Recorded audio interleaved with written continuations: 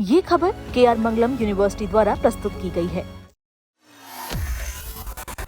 अगर आपने या आपके परिवार में किसी ने भी इस साल CUET यानी कि कॉमन यूनिवर्सिटी एंट्रेंस टेस्ट या 10वीं 12वीं के बोर्ड के एग्ज़ाम दिए हैं, तो आज की ये खबर आपके लिए बहुत ज़्यादा ज़रूरी है।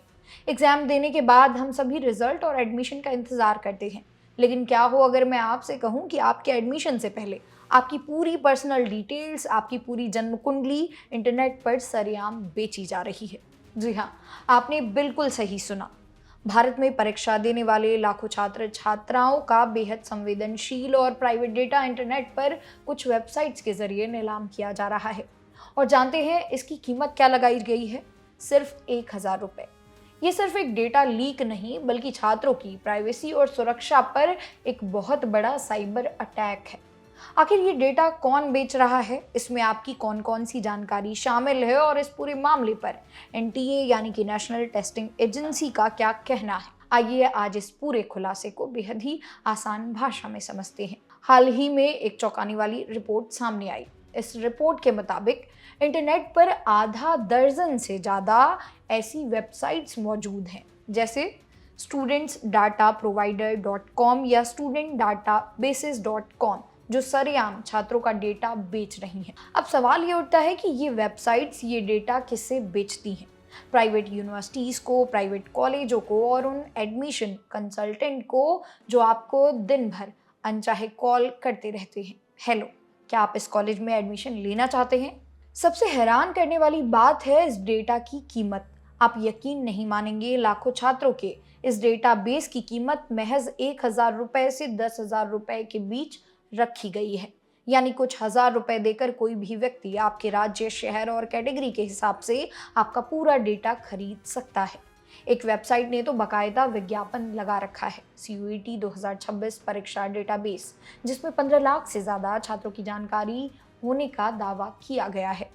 अब आप सोच रहे होंगे कि इस डेटा में आखिर लीक क्या हुआ है, तो सुनिए, इसमें सिर्फ आपका नाम नहीं है। इस लीक हुए डेटा में छात्रों का एप्लीकेशन नंबर, उनका पूरा नाम, चालू मोबाइल नंबर, ईमेल ID, माता पिता का नाम, डेट ऑफ बर्थ, जेंडर और यहाँ तक कि कोटा कैटेगरी जैसी बेहद संवेदनशील जानकारियाँ शामिल हैं।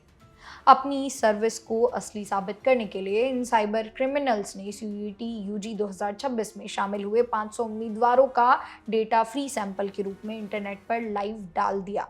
आपको बता दें कि ये वही CUET परीक्षा है जो NTA ने 13 मई से 3 जून के बीच करवाई थी और जिसके नतीजे अभी 4 जुलाई को ही आए हैं।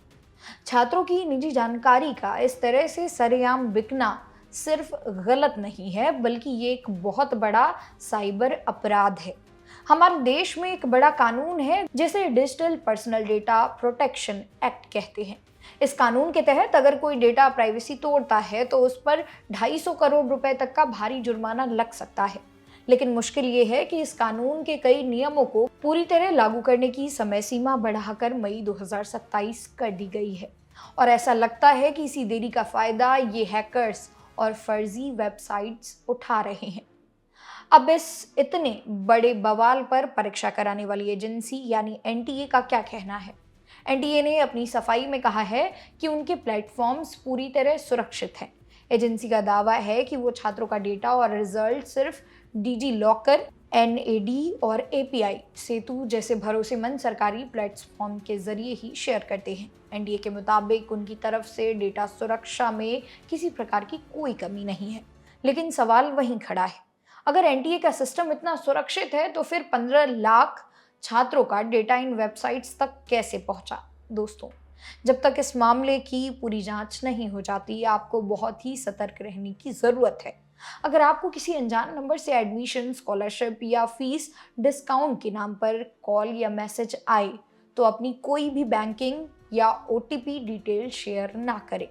इस गंभीर डेटा लीक पर आपकी क्या राय है? क्या आपको भी एग्जाम्स के बाद ऐसे अनजान कॉल्स आते हैं? हमें कमेंट सेक्शन में ज़रूर बताइएगा। वीडियो को ज़्यादा से ज़्यादा स्टूडेंट्स और पेरेंट्स के साथ शेयर करें ताकि वो भी अलर्ट रहें। चैनल को सब्सक्राइब करना मत भूलिएगा। मेरा नाम है मोनाली पांडे। मिलते हैं अगली वीडियो में।